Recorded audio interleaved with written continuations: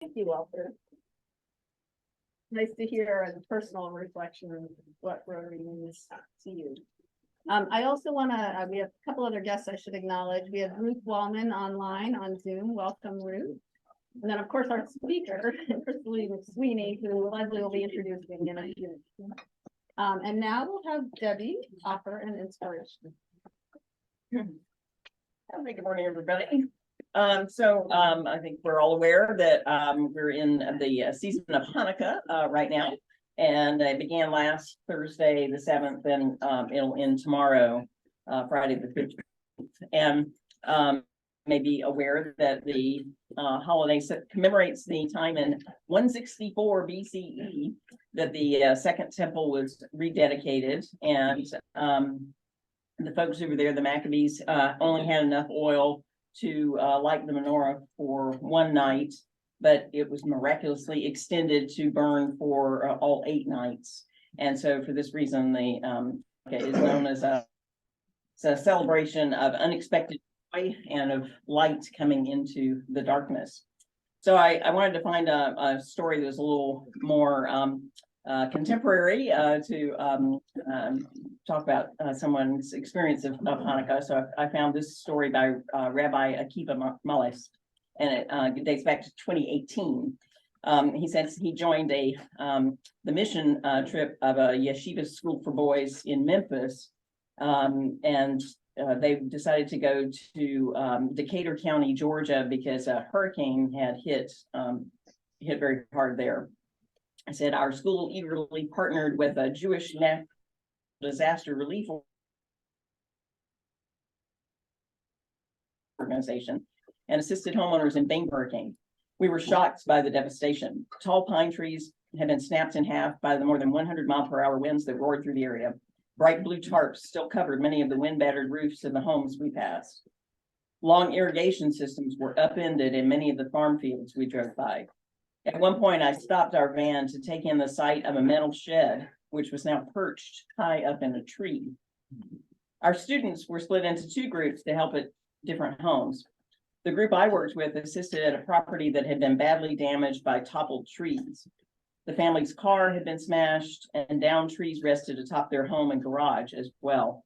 Since so many fallen trees blocked the driveway, unfortunately, no crews have been able to begin repair work on the house. As professional teams used their chainsaws to cut through the fallen trees, the students and I spent the entire day hauling logs, branches, and debris down the long driveway to the curb for eventual pickup. Was everything back to normal by the time we left that property? Not even close. Nonetheless, we soothed our sore muscles knowing we had played a significant role in the effort to make that family's home whole again. During the long drive back to Memphis that Thursday night, I thought of Rabbi Tarfon's famous teaching in the Mishnah. It is not incumbent upon you to finish the task, but neither are you free to absolve yourself from it. Let me read that again. It is not incumbent upon you to finish the task, but neither are you free to absolve yourself from it. No, we didn't complete the task in Bainbridge, Georgia. However, we certainly played a great role in moving that task towards completion, and tradition taught us the importance of getting engaged in a worthy project.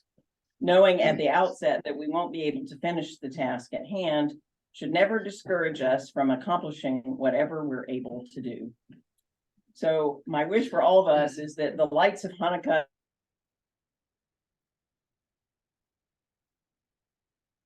inspire us to begin the grandest of projects, no matter how daunting in this difficult during these trying times. And may we be enabled to achieve whatever portion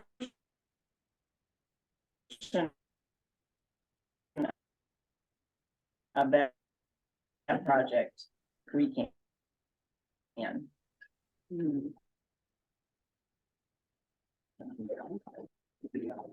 First off, a huge thank you to all who made our wonderful senior luncheon possible. Work leading up to it and work yesterday, and it was a very successful and wonderful and joyful event. I have 2 thank yous I want to read that we've received. First from Nancy Milne. who gave me this card and a nice donation check to contribute to our charitable fund. Thank you for continuing with the holiday luncheon tradition. I must admit, every year when I see Jonathan's name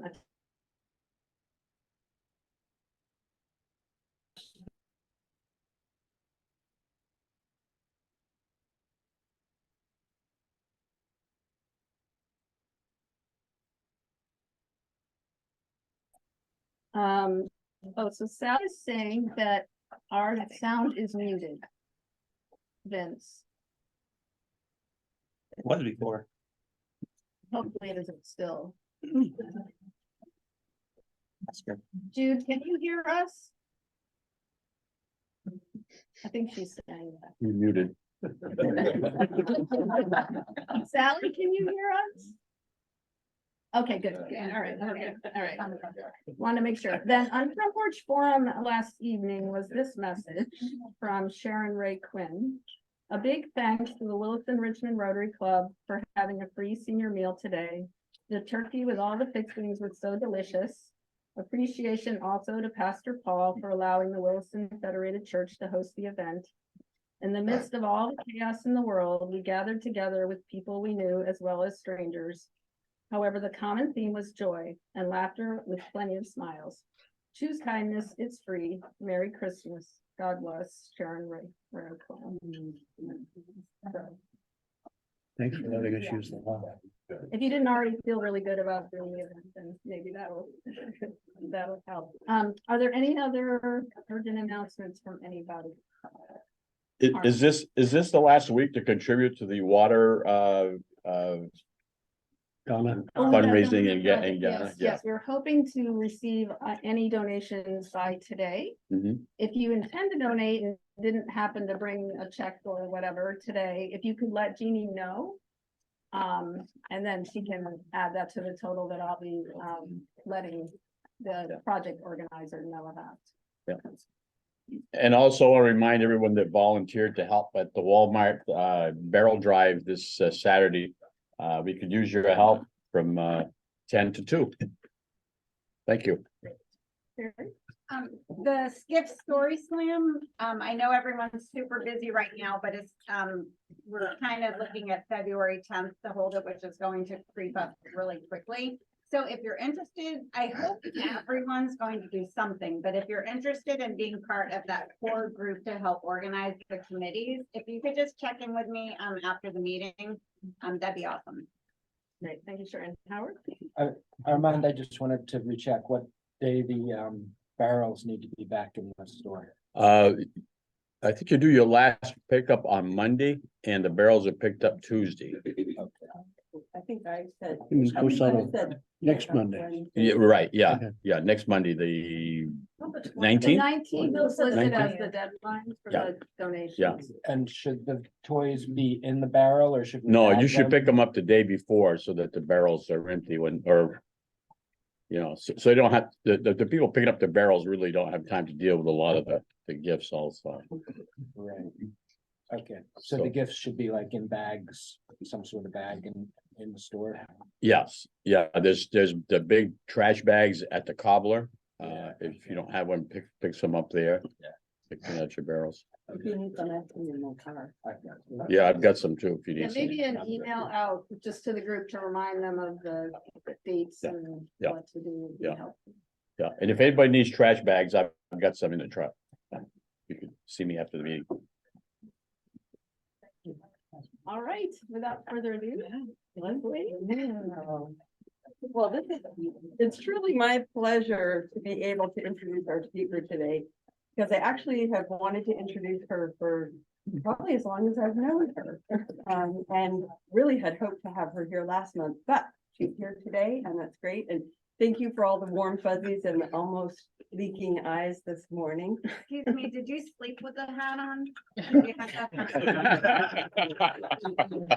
No, thank you for asking. No, but I can't take it off.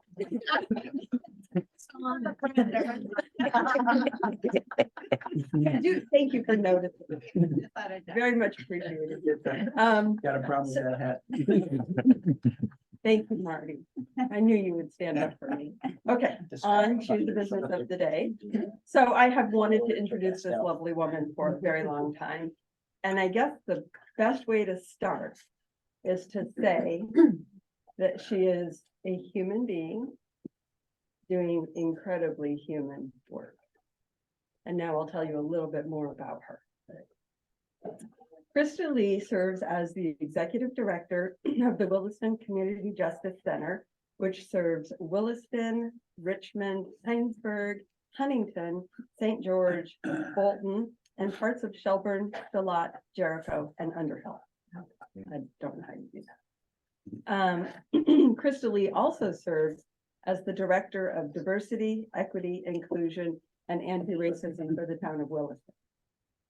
Cristalee holds degrees in prevention and community development, mediation and conflict resolution, law, and most recently earning professional certificates in diversity, equity, inclusion, and anti-racism, as well as in executive leadership from Cornell University. I don't even know when you accomplished all that. Almost everything.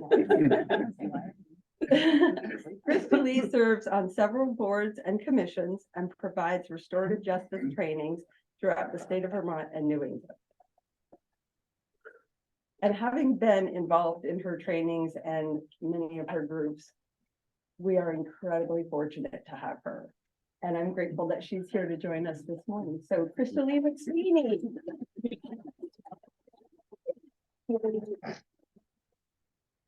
Good morning, taking the. So good morning, everyone. Thanks for having me here this morning to talk about the Justice Center. I will share with you that this is not my best time of day. So forgive me for not being totally my best self. I'm also recovering from a long illness. So if I start coughing, I'll step away for just a moment. But it really truly is an honor to do the work that I get to do with the Justice Center. I think there's so many people in our community who don't know about the Justice Center. So when Sally had asked me, actually it was Leslie who asked me first and Sally to come, I just really wanted to share right, what we do at the Justice Center, the breadth of the work that we do within all of those service towns that were mentioned, and to share a little bit about the human stories that come out of the Justice Center. But to begin with, how many of you have ever made a mistake in your life? Only one. You're asking the only one because I can't raise my hand. And how many of you have ever been harmed by someone? Either emotionally, physically. I want you to look across the table at the person sitting across from you. And I want you to ask yourself a question, which is, how are you more like the person sitting across from you than not?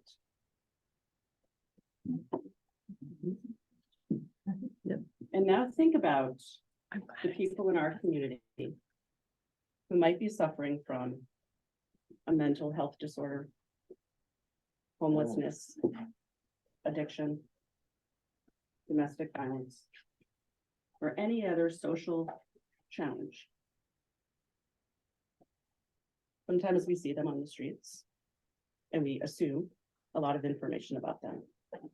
But oftentimes the people who come to the Justice Center are the people you might not think would be suffering in those ways. So now I want you to ask yourself, how are you more like someone with a mental health challenge, a crisis, homelessness, addiction, domestic violence, poverty? That's the human work that I get to do in the Justice Center. So what do we do? First off, most people think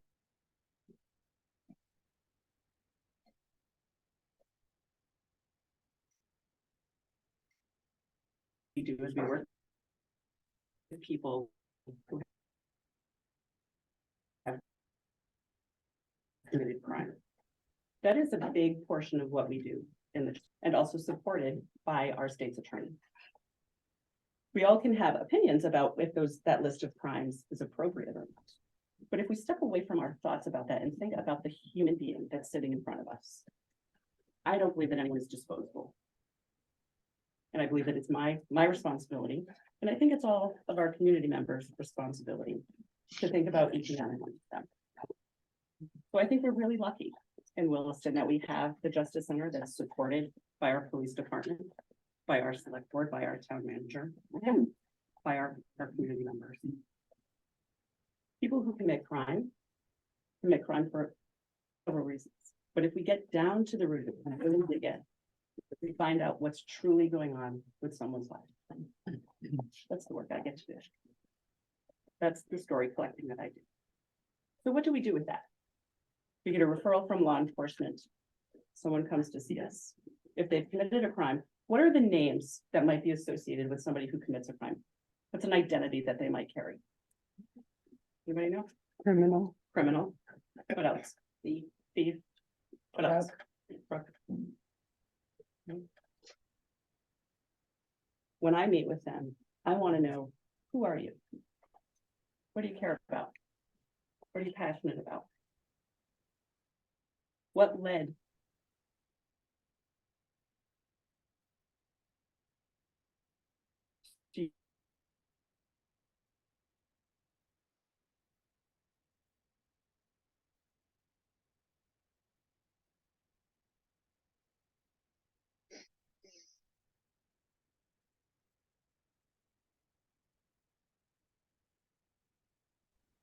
And our job together is to work with the responsible party,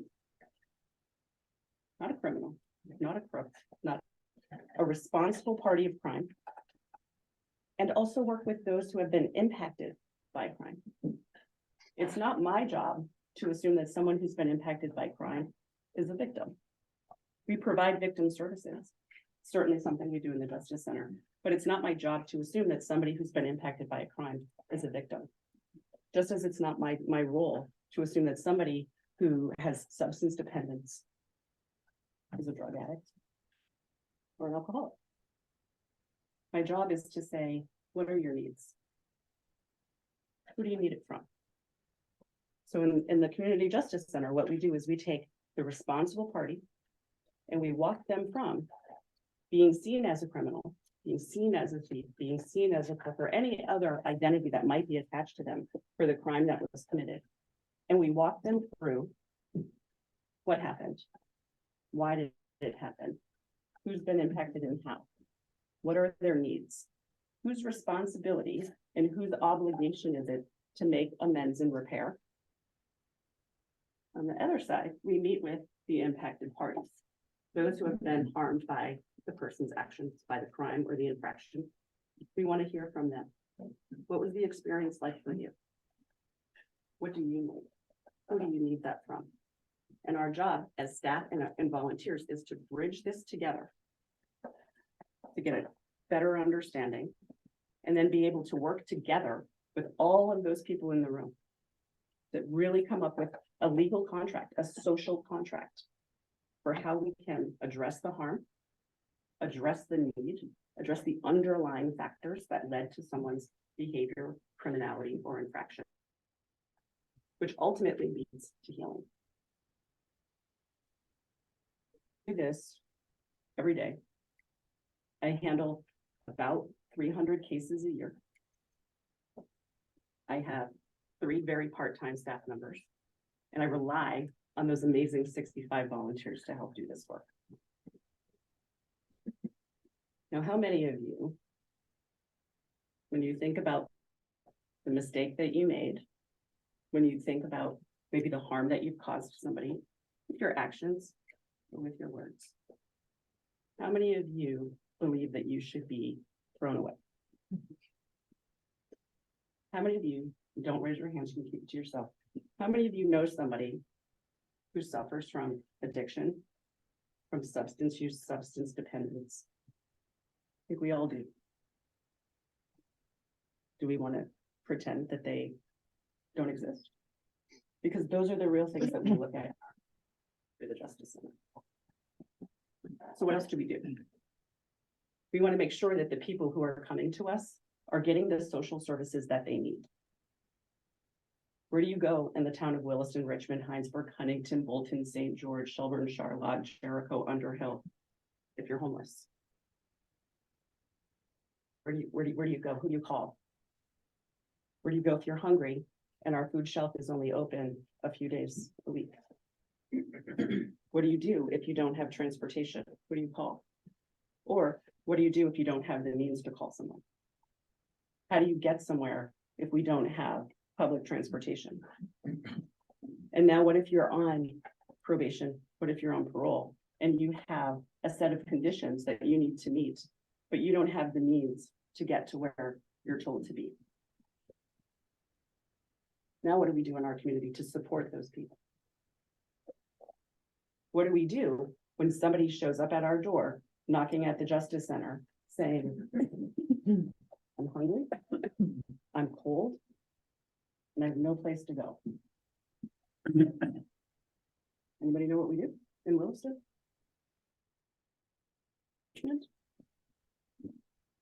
You find it for them. We do. Yes, you do. And I think it's really important for people to know that we do this all day long through the night. Many of you might have seen recently, we put out some flyers, we sent out little pocket cards for people to know where to go, for businesses to know, what do I do if someone shows up and they need help? Is it a straight call to the police? Our police can't take that on. They're already short-staffed and so busy. Right? What do we do if it's a youth? My phone rang last night at 11 o'clock. 17-year-old with no place to go. Where do I go? You can call 211, but guess what happens when you're 17? Youth services are not open. Someone right here in Williston. We do. What would you do? So myself, my staff, my volunteers get together. I can call them any time of day, any time of night and say, all right, here's what we got. We've got to figure this out. And we do. We also get to do amazing resource navigation with folks because we don't believe in doing it for them. We believe in doing it with them. If you don't have the skill or the knowledge, we want to provide that to you. So it's about teaching people what's in the community, who in the community, how do you get to know people in your community if you carry an identity that maybe other people are not fond of? What do you do if you're a new American in our community or you're here on illegal status and you get sick? You need care. What do you do if you're staying at one of the local hotels and you're a worker and you're working and all of a sudden you lose your job and you can't apply for housing, you can't apply for help because you don't have that legal status? What do we do then? What do we do? And we all lie several times. What do we do when we're plagued with a retail theft crisis? How do we handle those people? How do we support the businesses? How do we support one another? We do that through the lens of restorative justice in Williston, in conjunction with our amazing police department. The human work that I get to do is the human work that I ask each and every one of you to do. Which is, again, ask yourself, how are we more alike than not? So if someone shows up at my center on a referral, either from the police as that direct referral, they might be sent to me by the state's attorney's office. They might be sent to me from criminal court, from family court. They might be coming to me from probation and parole. I might be meeting them in facility. We also have partnerships and MOUs with our schools. We want our students to understand, what do we do when there's harm? How do we work together? How do we have a better understanding? How do we listen for curiosity and understanding? We receive cases and referrals from the town manager's office for neighborhood disputes, conflict resolution, mediation. All of that falls under the CJC. In addition to this, I have a grant, so I'm funded through the Vermont Department of Corrections, and we get a sizable amount of support from the town of Williston. So I have kind of a really long list of grant deliverables, which is around educating the community. As Leslie shared, I'm the trainer for the state of Vermont around restorative justice, train all volunteers so that they can be prepared to do the work within the 18 justice centers that are with us throughout the state of Vermont. We teach classes, we teach budgeting classes, how to live on $2 a day. When we think about people who rely on SNAP benefits. I don't know about any of you, but when I go to the grocery store and I walk out with my 2 bags of groceries, I'm out $100.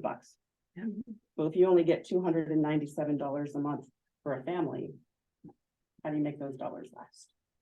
So we teach people at the Justice Center how to extend those dollars, where to shop on what days of the week and what days of the month so that you get the biggest bang for that money.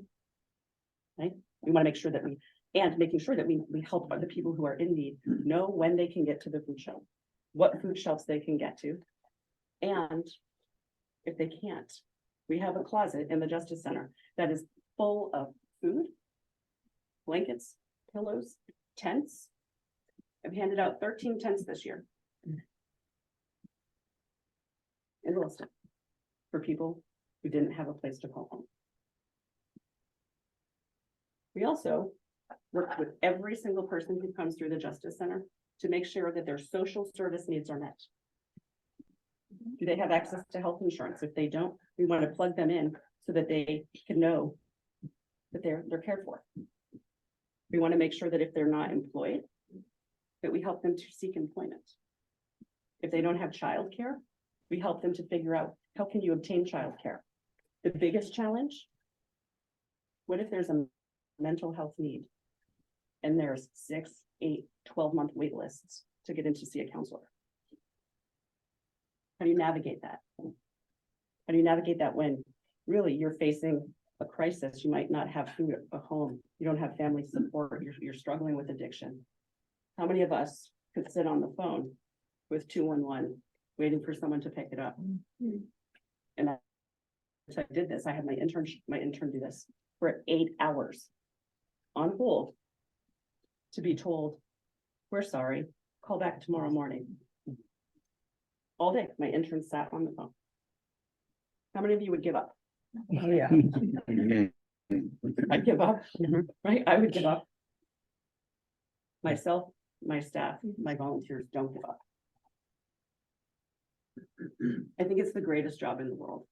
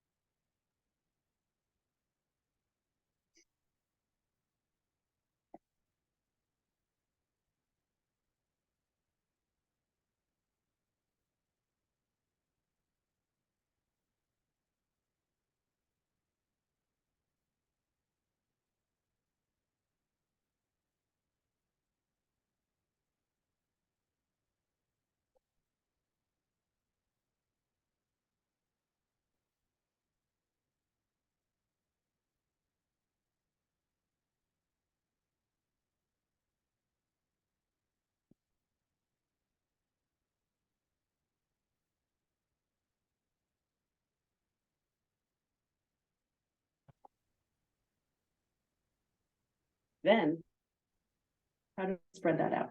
So I have this necklace, one of my volunteers actually made for me.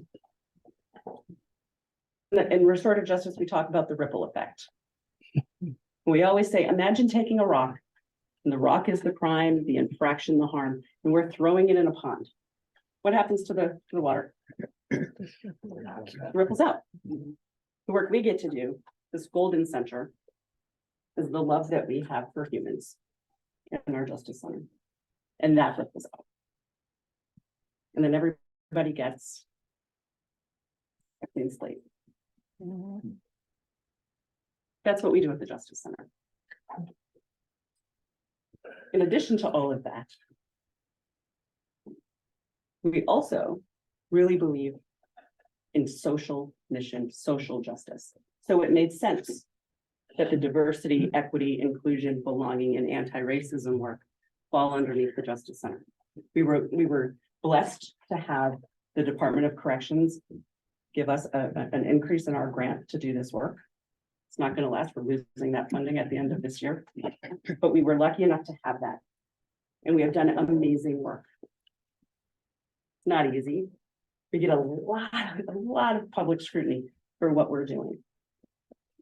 Both on the criminal justice reform side of what we're doing, right? All the way over to the DEI work that we're doing. And most recently, I'm sure all of you have seen the Observer, we now are going to be taking domestic and sexual violence cases. When a responsible party and an impacted party agree. Why might we do that? Right? If we think about what's true in the criminal justice system, people who have been impacted by crime very rarely, if ever, have an opportunity to share what they need. Very rarely do they have the opportunity to share what their experience was. But yet, we think about family court. Most of these situations involve children. And they're still going to be parenting children. So how do we work together to strengthen that so that the children don't end up experiencing more trauma? So that those individuals can heal and get the help and the service that they need.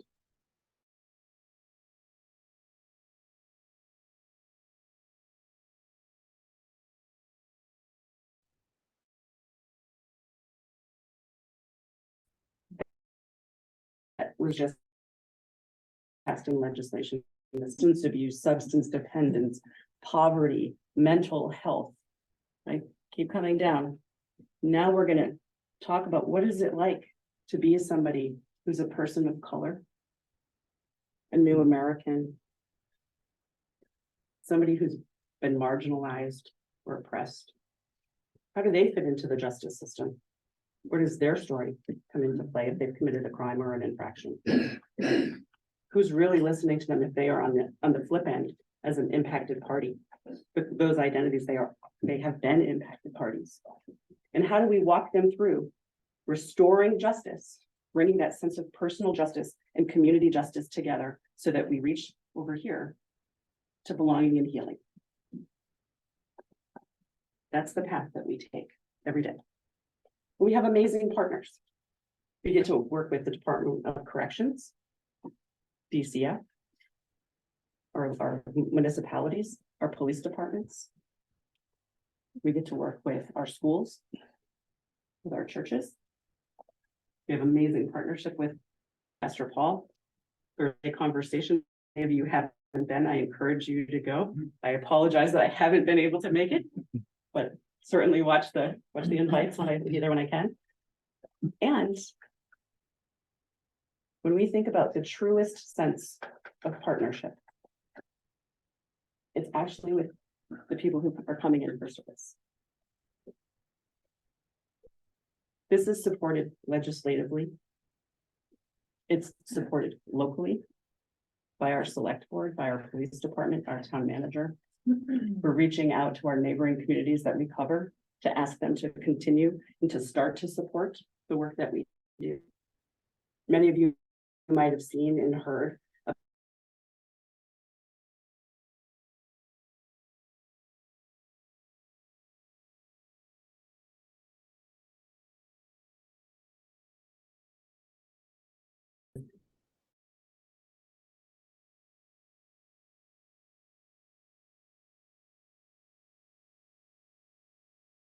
just take a moment and think about your role as a community member.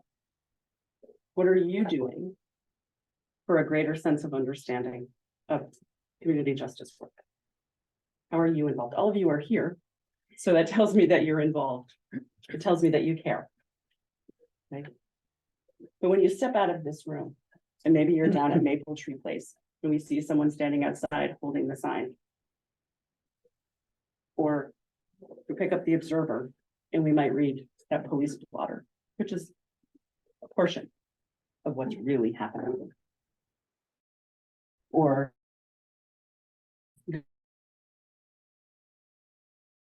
going to Walmart and you see someone pushing. So I invite all of you, if you're interested, to join us at the Justice Center.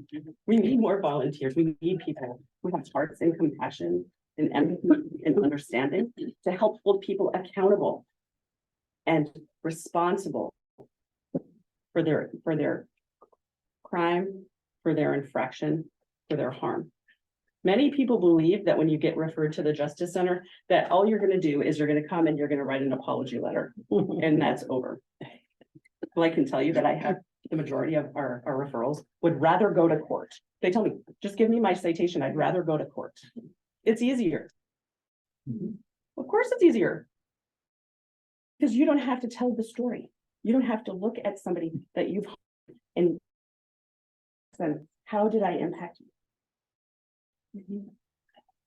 You're not sitting in a room of peers where you're being held accountable. So we take blame and shame and we replace it with accountability and responsibility. That doesn't look easy. And if any of you think that sitting down and talking about the most vulnerable times in your life, where maybe you didn't have the support or the love that you needed, and you harmed somebody, you were going through a mental health break or a mental health crisis, or you're struggling, maybe you lost your home, you're facing eviction, you've lost a loved one. What to do during the pandemic? We all experienced isolation. We all experienced not being in human contact with one another. My caseload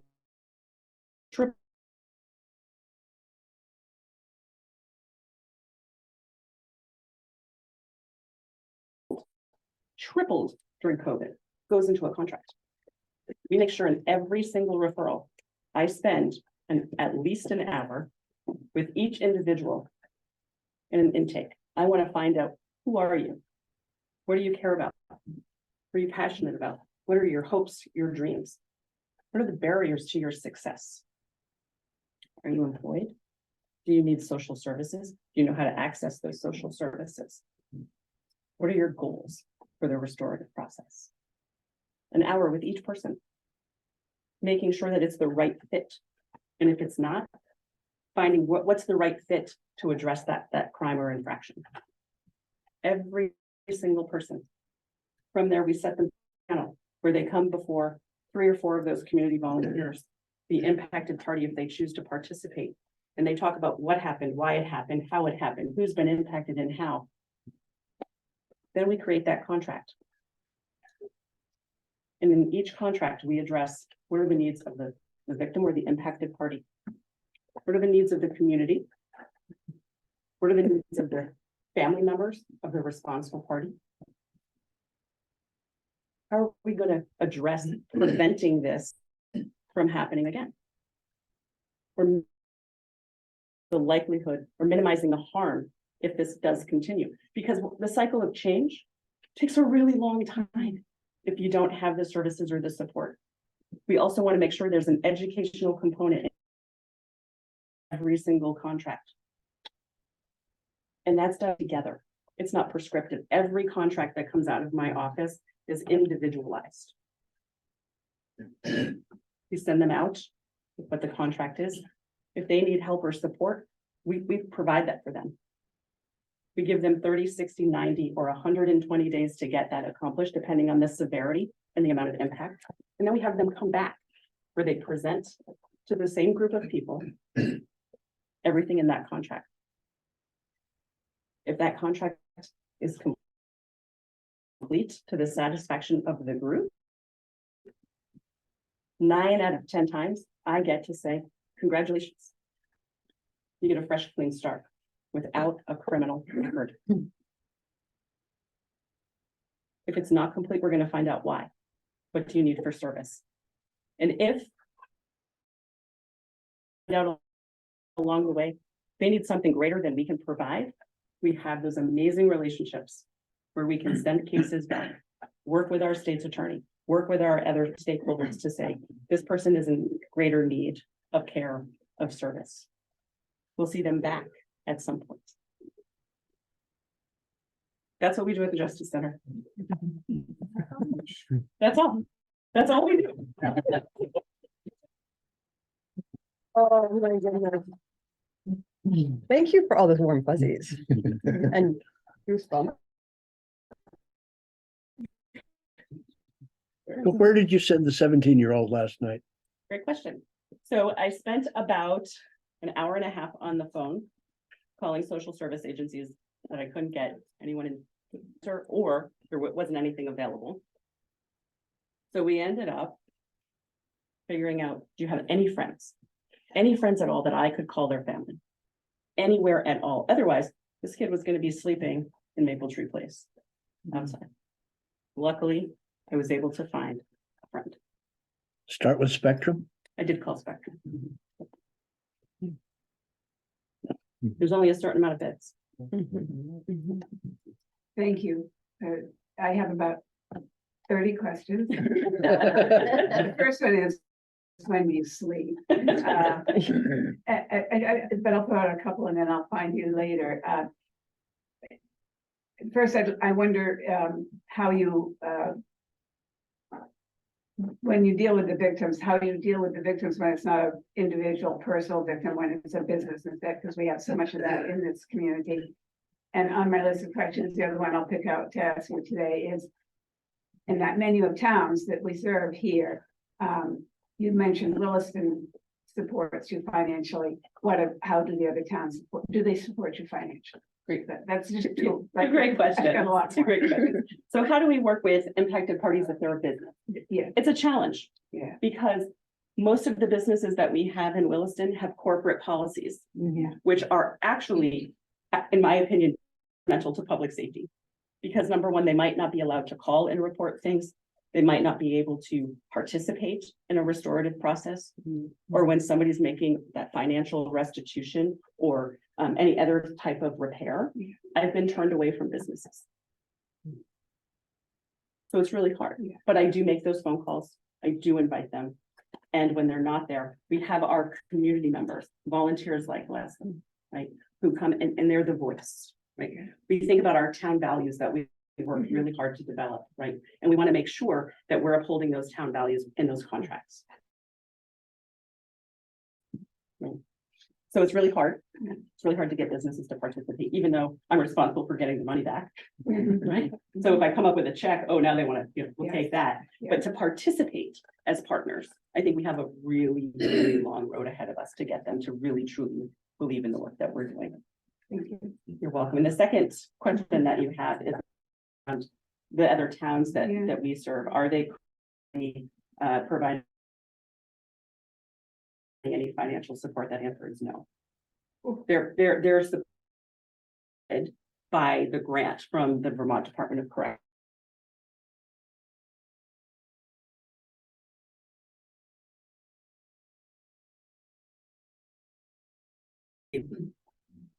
Thank you. Christalee, thank you for the endorsement of the Thursday conversations on racism. So grateful when you have participated in those discussions. Blessing. And of course, salute the phenomenal work that you and the Community Justice Center are doing. And what my question is about those who may not be enthralled with what they might perceive as an approach that in their view is soft on crime. I found myself in conversation this week with someone who lives in Burlington and with some voice complaints about what's happening in that community, and was really giving voice to a law order approach. And so I had a very interesting conversation with this person. I wish this person could have heard your presentation, what you did today, this 30 minutes of engagement about restorative justice and humanizing the entire dynamic around harm and responsible parties. But short of inviting everyone to come hear a presentation from Cristalee, what might be the steps that we can take to offer an alternative vision to the lock them up and throw away the key model? And of course, you live that out every day. How do we communicate in less than 30 minutes Great vision for that. Pastor Paul, I wish I had the wand to answer that question for you.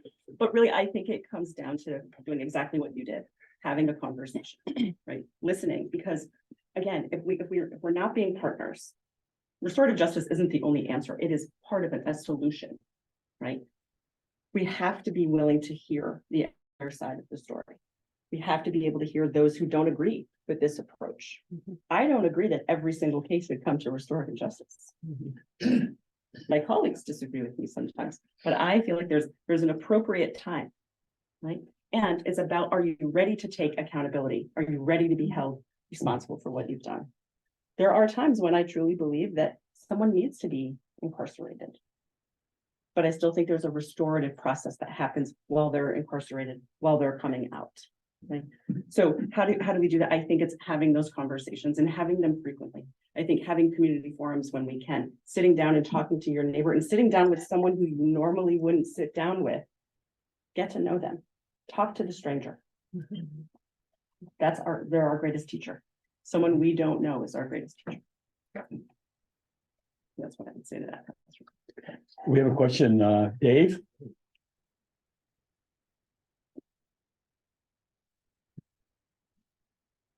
Okay, there you go. First of all, am I on my side? As I see, I don't know how to fix that. And anyway, thank you for your talk. Just one comment and a question. I had in the past been wronged a couple of times and was offered some participation in the restorative process, but it was never explained to me and how the process worked. And hearing your speech today, your talk today, I understand it a little bit better and probably would have been less reluctant to participate as I was at the time years ago. But for what it's worth, the other question I had was, tell us about the volunteer program and what the volunteers do, and if someone was interested in volunteering, how they would go about doing that. Yeah, great. Thank you for that question. So how do you become a volunteer? Go onto the town website. There's an application, pretty simple. Ask you a couple questions and why you want to volunteer. Who's an appropriate volunteer? In my view, anybody who wants to be a part of the solution. What do volunteers do? Volunteers sit on at least one panel a month. So it takes about anywhere between an hour and a half and 3 hours of your time, depending on how many cases we have that night. And your job as a volunteer is to come and sit and listen to the story of the responsible party and the impacted party if they're a participant. Ask clarifying questions, listen for that sense of curiosity and understanding. And then your role is to help come up with the things that go into that contract. You get to have voice and choice in that outcome. That's what a volunteer does.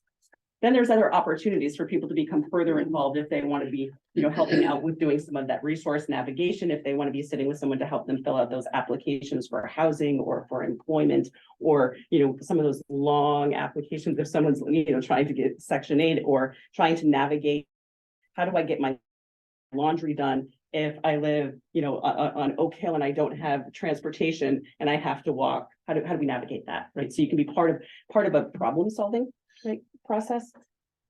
The training to become a volunteer.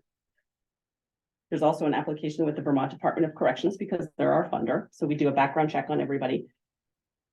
If someone doesn't pass that background check, there's still a way to be a volunteer. You just don't take cases that come from DOC. We'll just have them sit on cases that come from PDs. People with lived experience are the greatest volunteers in my view, right? And we're breaking down those barriers.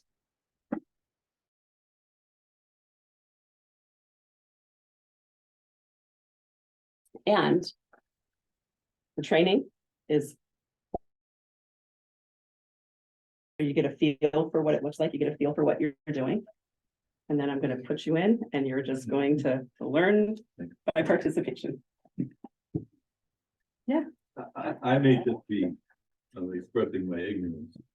One of the reasons I joined Rotary and would continue to join Rotary is because they finance peace and justice master's programs in 5 different colleges for. And they set up a trust to do that, so it can maintain that $50,000 for individuals. Have you ever applied to the Rotary International for funding? You should. If one of their main focuses set aside $150 million trust to fund for peace and justice, they're aware. I would think, I don't know anything about grant writing. I know nothing about how it goes about, but I would think this would be an organization that could find somewhere in their resources money for this sort of program. And I know it's not nationally spread out. I know that Vermont's relatively unique in this. We are, yes. I know John Gorchak and his work very well. So I know everything. So you don't have hundreds of people throughout the country that are doing it. But I think this organization would find it in resources. Gary, we have to do that for her. I would think so. It has to come from the club, not from, Like I said, not from I'm Cristalee. expressing my ignorance, but I think it would be something we could do, and it's something we should do. Very interesting idea. Yes. Yeah. You know, I feel like we could spend a lot more time with you. So perhaps you could come back another time. I also just wanted to add to your resume that I spoke about earlier. You are a wonderful educator and your presentation was fabulous. Thank you so much. Oh, yeah. So, in appreciation for your presentation and your time today, we will make a donation in your name to the Williston Central School Mentoring Program. Thanks, everyone. One more time. Oh, okay. Which is to draw.